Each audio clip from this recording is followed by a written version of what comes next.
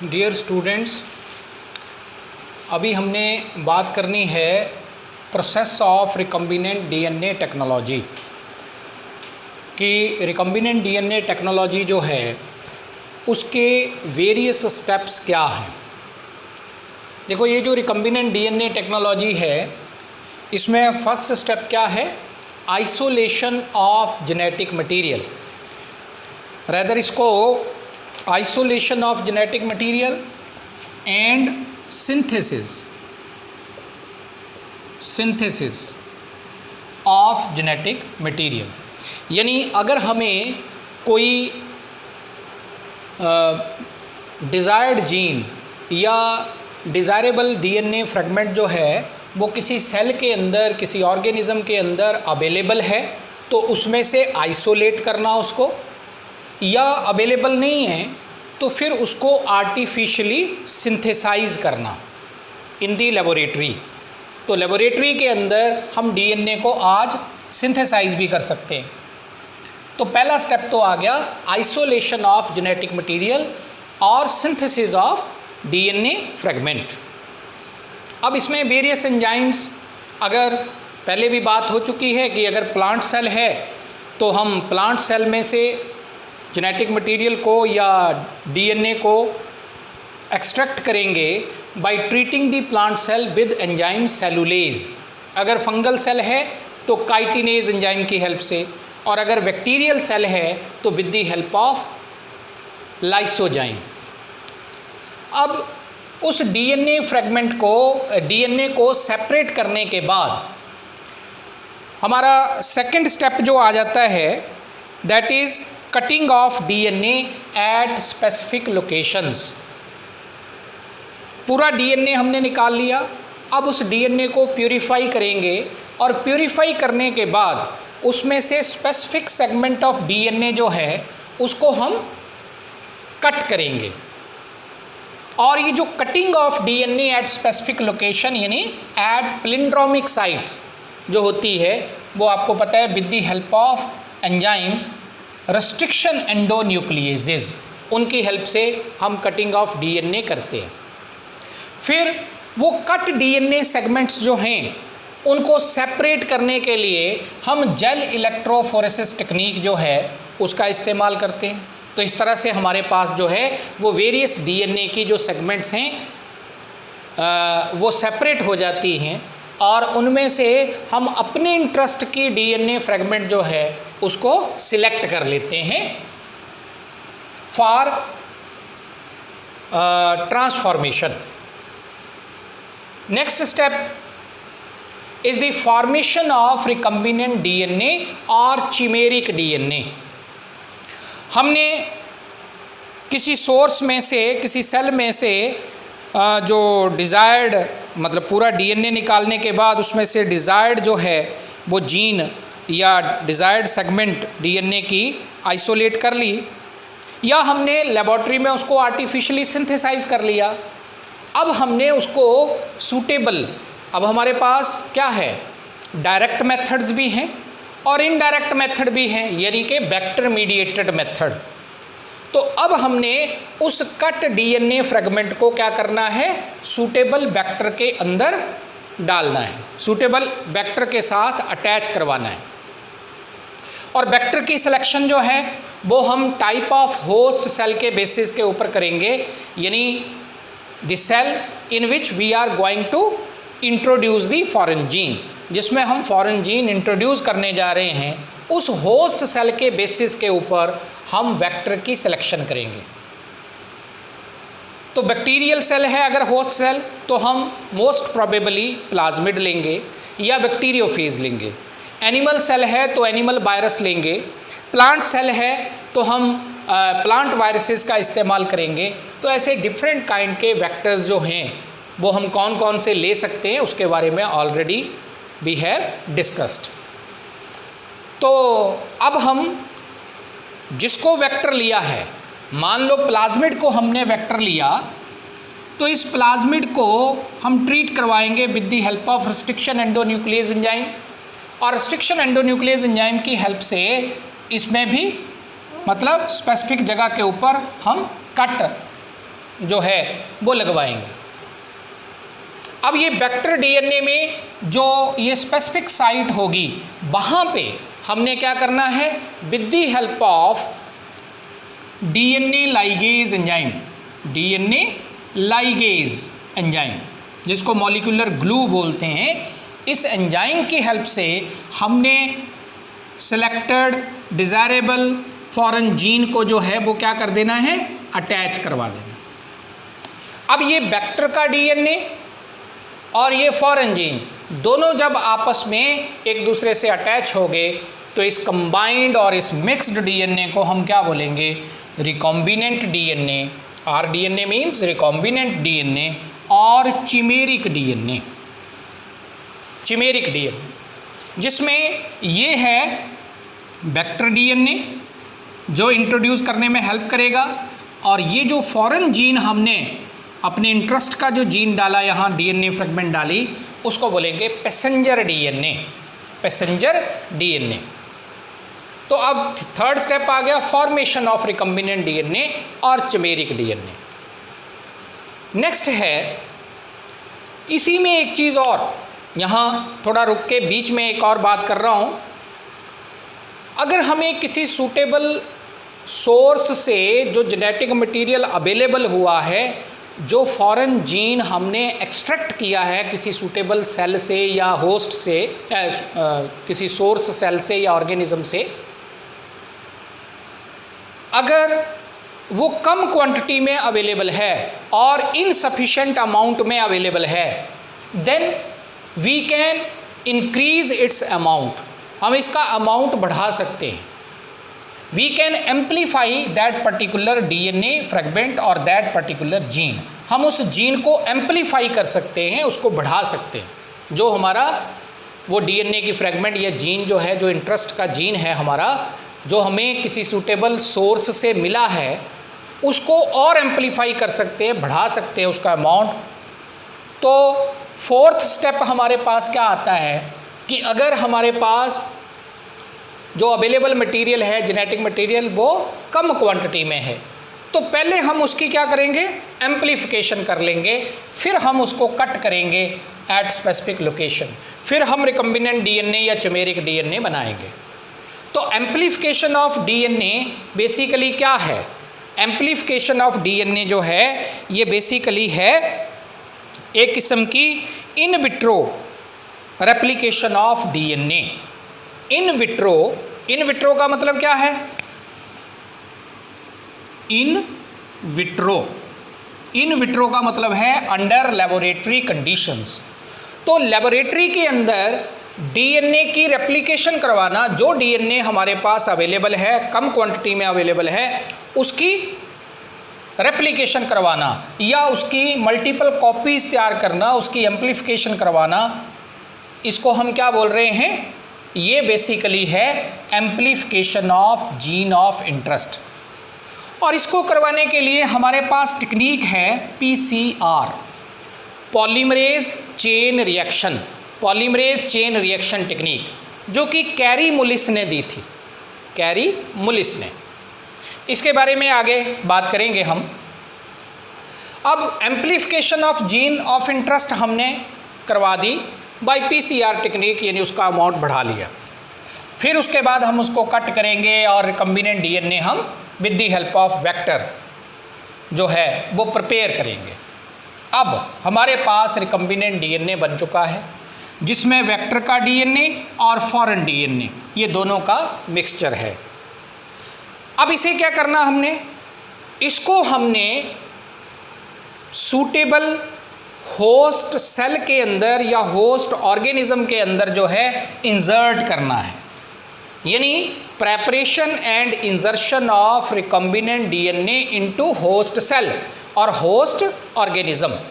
तो host cell के अंदर, यानी जिस बैक्टीरियल सेल के अंदर, जिस फंगल सेल के अंदर, जिस एनिमल सेल के अंदर जो भी हमारा होस्ट सेल है, जिसके अंदर हम फॉरेन जीन डालना चाहते हैं, तो ये वाला स्टेप क्या आ गया, insertion of recombinant DNA into host cell और होस्ट ऑर्गेनिज्म।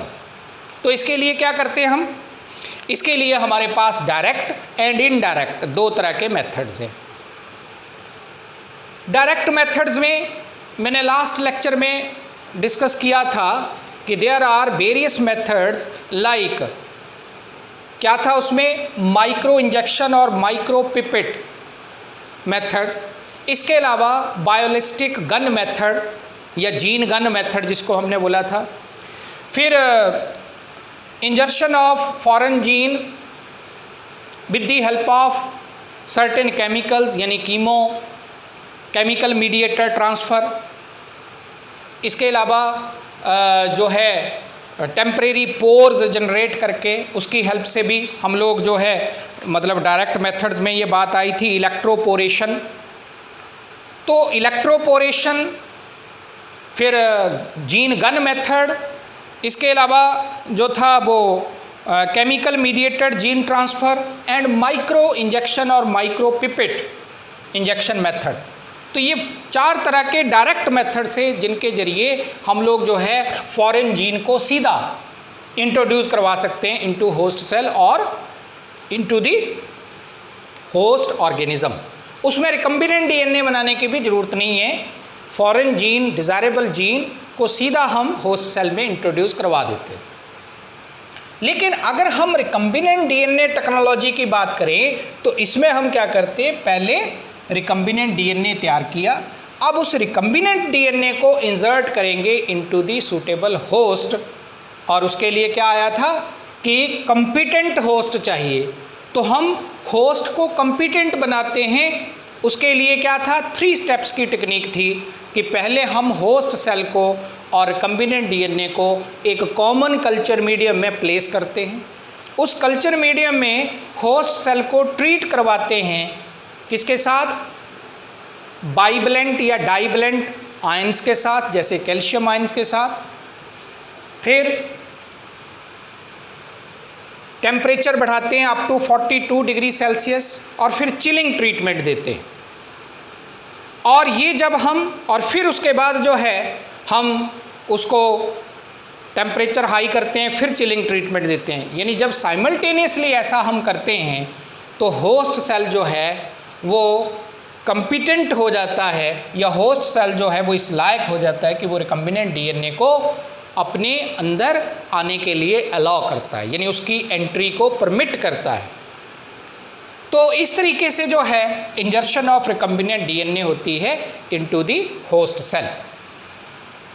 फिर नेक्स्ट आते हैं ऑब्टेनिंग दी फॉरेन जीन प्रोडक्ट, ऑब्टेनिंग दी फॉरेन जीन प्रोडक्ट्स। इस स्टेप में हम लोग क्या करते हैं, देखो हमने फॉरेन जीन को जो है वो डाला into the suitable host with the help of recombinant DNA. अब जिस फॉरेन जीन को हमने होस्ट सेल के अंदर डाला वो किसी न किसी प्रोडक्ट की सिंथेसिस के लिए रिस्पॉन्सिबल है, यानी with the help of this foreign gene certain proteins, certain hormones, certain other substances वो होस्ट सेल के अंदर क्या होने शुरू हो जाएंगे, मैन्युफैक्चर होने शुरू हो जाएंगे, बनने शुरू हो जाएंगे। अगर उसके अंदर प्रोटीन्स बनती हैं तो उन प्रोटीन्स को हम बोलेंगे रिकम्बिनेंट प्रोटीन्स। अगर कोई हार्मोन्स बनते हैं तो हम बोलेंगे रिकम्बिनेंट हार्मोन्स। और लार्ज स्केल के ऊपर क्या करते हैं हम, बड़े बड़े कंटेनर्स होते हैं जिनमें 100 to 1000 लीटर कैपेसिटी के कंटेनर्स होते हैं, जिनको हम बायोरिएक्टर्स बोलते हैं या फर्मेंटर्स बोलते हैं। इन बायोरिएक्टर्स या फर्मेंटर्स के अंदर वेरियस कंडीशंस जैसे प्रॉपर टेम्परेचर, प्रॉपर पीएच, ये मेंटेन करके जो होस्ट सेल होते हैं जिनमें फॉरेन जीन इंट्रोड्यूस करवा दिया हुआ है उनको ग्रो होने के लिए रखा जाता है। तो जब ये ऑर्गेनिजम्स वहाँ पे अंडर सूटेबल कंडीशंस ग्रो करते हैं बायोरिएक्टर्स के अंदर, और बड़ी फास्ट रेट के ऊपर जब वो मल्टीप्लाई करते हैं तो उनके मेन डीएनए के साथ उसकी तो मल्टीप्लिकेशन होगी, लेकिन ये जो हमने रिकम्बिनेंट डीएनए डाला था उसकी भी मल्टीप्लिकेशन होगी और उसके साथ इस फॉरेन जीन की भी मल्टीप्लिकेशन होगी। तो जैसे जैसे उसकी पॉपुलेशन बढ़ेगी तो more and more foreign genes की भी पॉपुलेशन बढ़ेगी और उससे बनने वाले प्रोडक्ट्स का अमाउंट भी बढ़ेगा। तो लार्ज स्केल के ऊपर हम with the help of certain setups, जिनको हम बायोरिएक्टर्स या फर्मेंटर्स बोलते हैं, जिनमें proper air, proper temperature, proper pH, ये सब कुछ मेंटेन करते हुए हम जेनेटिकली मॉडिफाइड ऑर्गेनिजम्स को, जिनमें रिकम्बिनेंट डीएनए डाल दिया, इंट्रोड्यूस कर दिया, उन होस्ट सेल को हम क्या बोलेंगे? जेनेटिकली मॉडिफाइड सेल्स या जेनेटिकली मॉडिफाइड ऑर्गेनिजम्स। तो उनको हम जब ग्रो करते हैं लार्ज स्केल के ऊपर, तो उनके अंदर इन फॉरेन जीन्स की मल्टीप्लिकेशन से उनका एक्सप्रेशन आना शुरू हो जाता है और उनसे बनने वाले प्रोडक्ट्स बनने शुरू हो जाते हैं। तो ऐसे हम उन बायोरिएक्टर्स में, उन फर्मेंटर्स में जो है इन फॉरेन जीन्स के प्रोडक्ट जो है वो लेने शुरू कर देते हैं, ऑब्टेन करने शुरू कर देते हैं। और लास्ट में आया down stream processing. Down stream processing, ये डाउन स्ट्रीम प्रोसेसिंग क्या है कि जब ये प्रोडक्ट्स बायोरिएक्टर्स के अंदर बनते हैं तो इनकी फर्दर प्रोसेसिंग, फर्दर प्यूरिफिकेशन जो है वो ज़रूरी है before they are introduced into the market। तो डाउनस्ट्रीम प्रोसेसिंग क्या होती है? डाउनस्ट्रीम प्रोसेसिंग में दो तरह के प्रोसेसेस आते हैं। Number 1 separation. पहला काम तो क्या होगा कि उन बायोरिएक्टर्स में से इन फॉरेन जीन्स की वजह से बनने वाले प्रोडक्ट्स को क्या करना? सेपरेट करना। तो पहला सेपरेशन ऑफ प्रोडक्ट्स। और दूसरा है प्यूरिफिकेशन ऑफ दीज प्रोडक्ट्स। ये जो फॉरेन जीन के कारण प्रोडक्ट्स बने, इनको पहले सेपरेट करना और फिर इनकी प्यूरिफिकेशन करना, मार्केटिंग करना फिर उसके बाद। तो ये सारा डाउनस्ट्रीम प्रोसेसिंग के अंदर आता है। तो ये अलग अलग स्टेप्स हैं, आइसोलेशन ऑफ जेनेटिक मटेरियल या सिंथेसिस, फिर cutting at specific sites with the help of restriction endonucleases, formation of recombinant DNA और चिमेरिक डीएनए, फिर एम्प्लीफिकेशन, अगर अमाउंट में कम है तो एम्प्लीफिकेशन करना with the help of PCR, और फिर आगे के ये स्टेप्स। लेकिन ये पीसीआर वाला जो स्टेप आया कि अगर हमारे पास अमाउंट ऑफ जीन और अमाउंट ऑफ डीएनए इनसफिशिएंट है तो हम उसको एम्प्लीफाई कर सकते हैं with the help of polymerase chain reaction. और ये टेक्निक कैरी मुलिस ने दी थी। और इस टेक्निक को करने के लिए हमारे पास क्या है? There are 3 requirements. हमें 3 चीज़ें चाहिए। 3 चीज़ें चाहिए। एक तो डीएनए टेम्पलेट, यानी हमें डीएनए का ऐसा स्ट्रैंड चाहिए जिसके ऊपर या जिसके कंप्लीमेंट्री हम नया डीएनए जो है उसको सिंथेसाइज कर सके। सेकंड, हमें 2 न्यूक्लियोटाइड प्राइमर्स चाहिए। न्यूक्लियोटाइड प्राइमर्स होते हैं ऑलिगो न्यूक्लियोटाइड्स एक किस्म के। न्यूक्लियोटाइड प्राइमर्स क्या हैं? These are oligo nucleotides that hybridize at the 5 prime ends of new strands of DNA. जो नए स्ट्रैंड बनने हैं उनके 5 प्राइम एंड के ऊपर जो है ये ऑलिगो न्यूक्लियोटाइड्स की कुछ सेगमेंट्स होती हैं जिनमें 4 to 12 न्यूक्लियोटाइड्स हो सकते हैं। ऐसी short segments of oligo nucleotides जो होती हैं they are called as primers. ये एक्सटेंशन ऑफ डीएनए स्ट्रैंड्स करवाने में हेल्पफुल होंगे। नए न्यूक्लियोटाइड्स को, कंप्लीमेंट्री न्यूक्लियोटाइड्स को जोड़ने में, यूनाइट करने में ये हेल्पफुल होंगे। And the third one is DNA polymerase enzyme. DNA polymerase enzyme ये डीएनए की रेप्लिकेशन में रोल प्ले करता है। और डीएनए पॉलीमरेज एंजाइम में यहाँ हम मोस्टली जो लेते हैं that is Taq polymerase. Taq polymerase, ये जो टैक पॉलीमरेज एंजाइम है इसका नाम टैक कहाँ से पड़ा? टी मीन्स थर्मस, ए क्यू का मतलब एक्वेटिकस। थर्मस एक्वेटिकस ये एक बैक्टीरियम है जिसमें से इस पॉलीमरेज एंजाइम को एक्सट्रैक्ट किया गया है। ये बेसिकली यूज़ किया जाता है इन डीएनए रेप्लिकेशन और इन पॉलीमरेज चेन रिएक्शन। इस एंजाइम को हम डीएनए पॉलीमरेज के तौर पे इस्तेमाल करते हैं। तो डिपेंडिंग अपॉन इट्स सोर्स कि ये कौन से बैक्टीरियम से ऑब्टेन हुआ है, जिसका कि नाम है थर्मस एक्वेटिकस, इसलिए इसको टैक। तो Taq polymerase basically DNA polymerase enzyme है जिसका हम यूज़ करते हैं पीसीआर टेक्निक के अंदर। अब वर्किंग प्रोसेस या स्टेप्स ऑफ पीसीआर क्या हैं? तो 3 स्टेप्स में होती है पीसीआर। पहला स्टेप है डीनेचुरेशन, डीनेचुरेशन। दूसरा स्टेप आ जाता है एनीलिंग और तीसरा आता है एक्सटेंशन या पॉलीमराइजेशन। तो अगर फर्स्ट स्टेप को मैं देखूं, फर्स्ट स्टेप क्या है? Denaturation of DNA. First step है डीनेचुरेशन ऑफ डीएनए।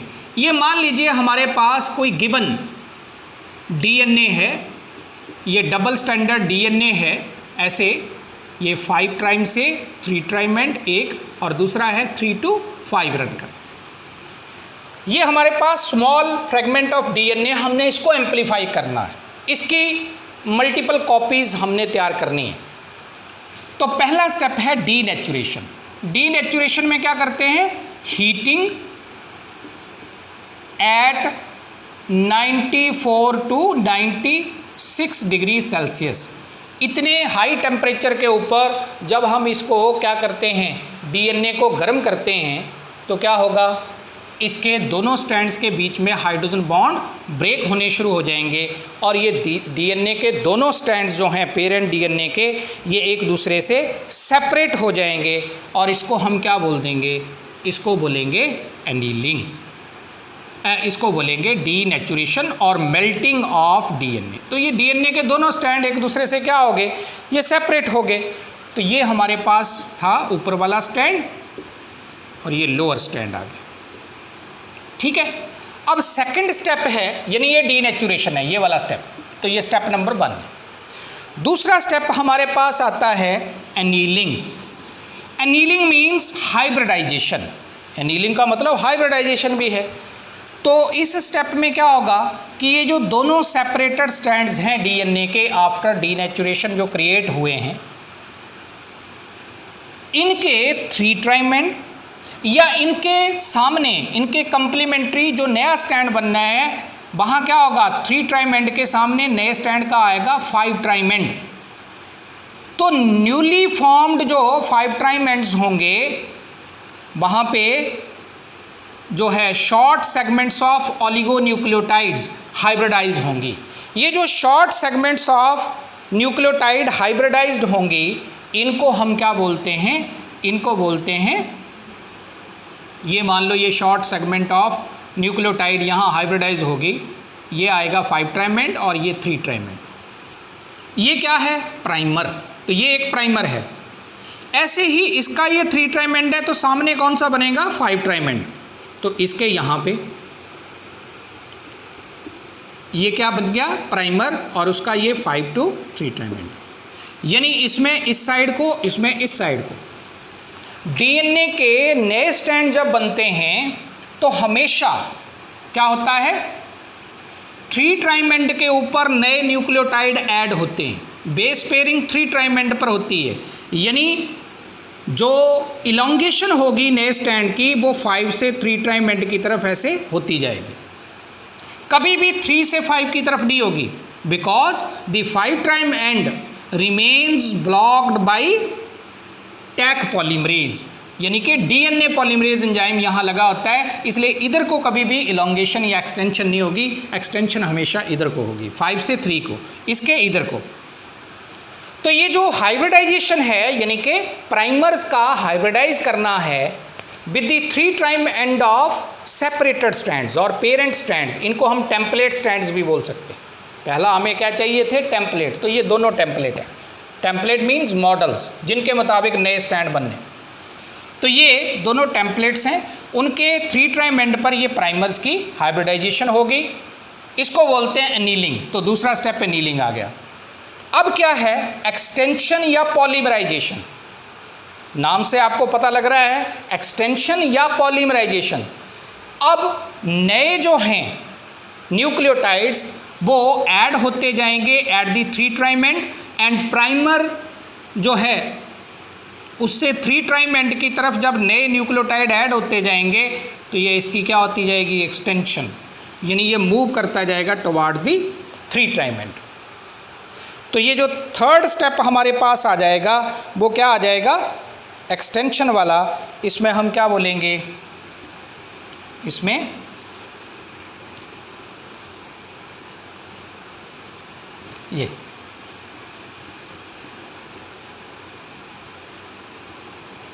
ये आ गया हमारे पास ये वाला पेरेंट स्टैंड, और ये जो नया बना प्राइमर यहाँ आके इससे क्या हो जाएगा, यहाँ आके प्राइमर सेपरेट हो जाएगा। ऐसे ही ये था हमारे पास 3' एंड, ये 5' एंड, और इसमें हमारे पास जो था वो फॉर्मेशन इधर से इधर को हुई है, तो प्राइमर अल्टीमेटली यहाँ पहुँच जाएगा और यहाँ से सेपरेट। तो इस तरीके से ये एक्सटेंशन जो है ये इधर को हुई है और ये एक्सटेंशन इधर को हुई। तो न्यू चार्ज्ड न्यूक्लियोटाइड्स का क्या होना, जुड़ना प्राइमर के साथ, और जैसे जैसे नए से नए जो हैं nucleotide according to Chargaff's rule और according to base pairing rules ये जुड़ते जाएंगे तो न्यू स्ट्रैंड्स की फॉर्मेशन होती जाएगी। तो इस तरह से ये एक डीएनए फ्रेगमेंट से हमारे पास अल्टीमेटली क्या आ गई, 2। ऐसे जब इनका अलग अलग करेंगे तो इससे 2, फिर इससे 2, यानी 4 हो जाएंगे। तो जितना मर्जी हम number of times PCR technique से जो है वो डीएनए को एम्पलीफाई कर सकते हैं। तो ये इसके वेरियस स्टेप्स जो हैं, वर्किंग मैकेनिज़्म की मैंने बात की है। लेकिन इस पीसीआर टेक्निक का अकेला यही रोल नहीं है कि इससे आप डीएनए को मल्टीप्लाई कर सकते हैं, और भी कई इसके जो है रोल्स हैं या और भी कई ऐसे एप्लीकेशंस हैं जहां पीसीआर टेक्निक जो है वो इस्तेमाल होती है। जैसे पीसीआर टेक्निक जो है ये डिटेक्शन ऑफ एचआईवी की डिटेक्शन में भी इसका रोल है, यानी ह्यूमन इम्यूनो डेफिशिएंसी वायरस जो है उसको डिटेक्ट करने में भी इसका रोल है। फिर diagnosis of certain specific mutations, diagnosis of certain mutations की डायग्नोसिस में भी इसका रोल है। और हम दे सकते हैं कि पीसीआर टेक्निक जो है इसका इस्तेमाल जो है वो प्रीनेटल डायग्नोसिस, जेनेटिक डिजीज़ जो फीटस होता है उसमें प्रीनेटल यानी बर्थ से पहले ही हम जेनेटिक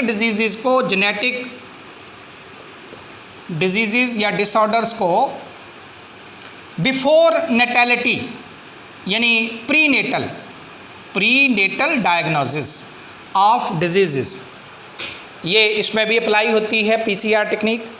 फिर इन प्लेंटोलॉजी में DNA fragments from mummified remains of humans, जो फॉसिल ऑर्गेनिजम्स हमें मिले हैं जैसे वूली मैमथ है या ममीफाइड ह्यूमन फॉसिल्स हैं, तो हम कहता ऐसे एक्सटिंक्ट ऑर्गेनिजम्स उनके डीएनए के क्लोन्स तैयार करते हैं with the help of PCR technique in प्लेंटोलॉजी।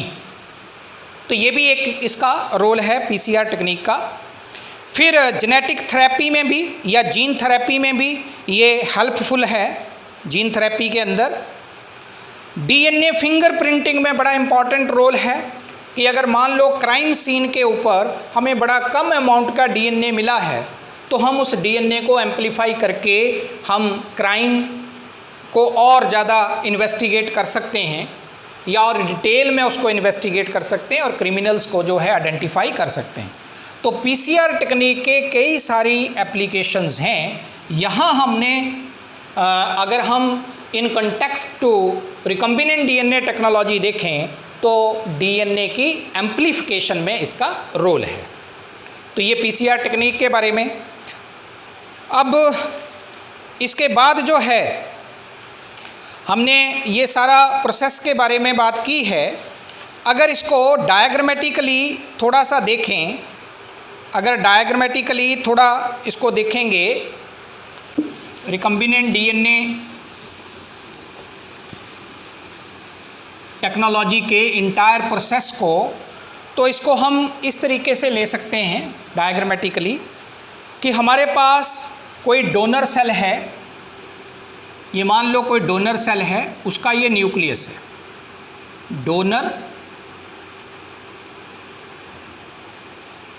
Cell, ये डोनर सेल है, उसका ये न्यूक्लियस है।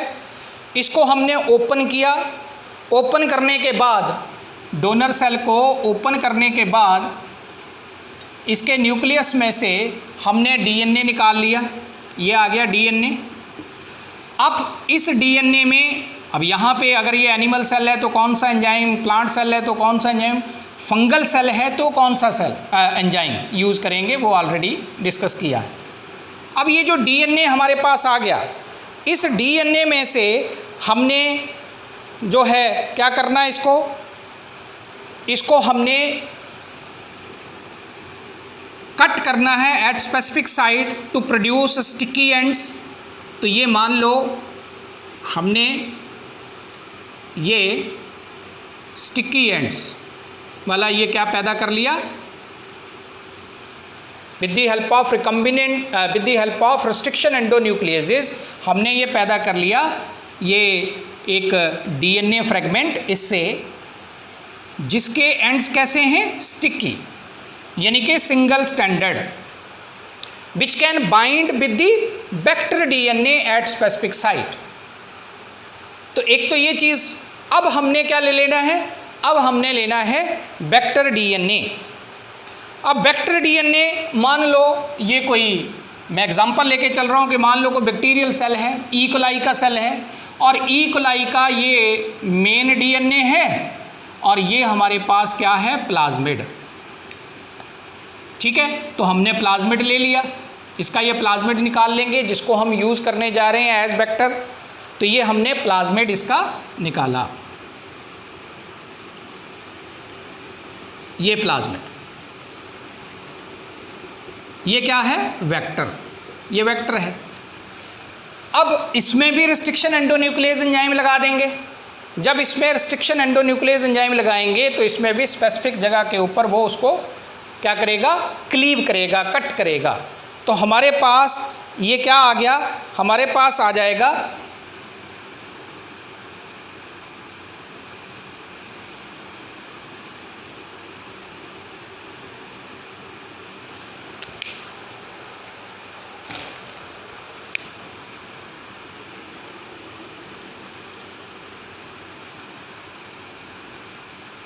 ये इस तरीके से, यानी ये आउटर स्ट्रैंड है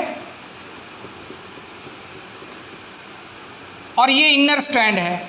यहाँ पे हमने अब किसको अटैच करवाना है, इस फॉरेन जीन को। तो ये जो फॉरेन जीन है इसमें क्या होगा,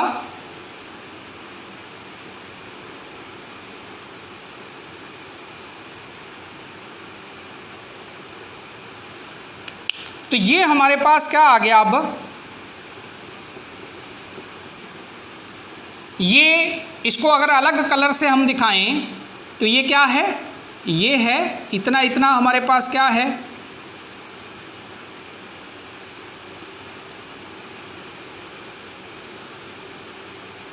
ये फॉरेन जीन है। ये मैं इसको अगर अलग कर दूं यहाँ से तो ये हमारे पास क्या है, ये फॉरेन जीन है, यहाँ से लेके यहाँ तक। और ये क्या है बाकी का, ये प्लाज्मिड यानी वेक्टर का डीएनए। अब ये दोनों आपस में मिक्स हो गए तो ये क्या बन गया, चिमेरिक डीएनए, या जिसको हम बोलेंगे रिकम्बिनेंट डीएनए। अब इस रिकम्बिनेंट डीएनए को हमने किस में डालना है, into the suitable host cell. अब हम होस्ट सेल क्या लेंगे, प्लाज्मिड किस में मल्टीप्लाई कर सकते हैं, इनटू द बैक्टीरियल सेल। तो हम किसी बैक्टीरियल सेल को, कोई भी बैक्टीरियल सेल हम अपनी चॉइस का ले सकते हैं जिसमें ये प्लाज्मिड मल्टीप्लाई कर सके। तो ये हमने बैक्टीरियल सेल ले लिया as host cell, host cell. अब इस होस्ट सेल में ये इसका अपना डीएनए तो है ही है, साथ में ये प्लाज्मिड भी हमने डाल दिया जिसमें कि फॉरेन जीन हमने डाला हुआ है। मान लो ये इतना इतना फॉरेन जीन है ये वाला, तो ये चीज़ डाली हुई। अब ये भी मल्टीप्लाई करेगा, ये इंडिपेंडेंटली मल्टीप्लाई करेगा, और ये जो प्लाज्मिड का डीएनए विद फॉरेन जीन यानी रिकम्बिनेंट डीएनए ये सेपरेटली इंडिपेंडेंटली मल्टीप्लाई करेगा। जब ये मल्टीप्लाई करेगा तो इसकी क्या बनेगी, नंबर ऑफ कॉपीज़। इसके बाद एक बैक्टीरियल सेल से 2, 2 से 4, जैसे जैसे जो है उसका डबलिंग टाइम होता जाएगा, जो कि मोस्ट ऑफ द बैक्टीरिया में 20 मिनट्स का होता है। Doubling time most of the bacterial cells में 20 मिनट्स का। तो हर 20 मिनट्स के बाद इसकी जो नंबर होगा वो डबल होता जाएगा बैक्टीरियल सेल में, और बैक्टीरियल सेल्स का जब नंबर अपना डबल होगा तो ये प्लाज्मिड्स का भी नंबर डबल होता जाएगा, और उसमें इन फॉरेन जीन्स की भी मल्टीप्लिकेशन होती जाएगी। और ये फॉरेन जीन्स जो हैं ये जिस प्रोडक्ट के लिए डाले हैं वो प्रोडक्ट भी मैन्युफैक्चर होता जाएगा। ये इंटायर प्रोसेस है जो मैं आपको अभी एक्सप्लेन किया है। तो ये पूरा प्रोसेस रिकम्बिनेंट डीएनए टेक्नोलॉजी का इस तरीके से होता है। Thank you very much.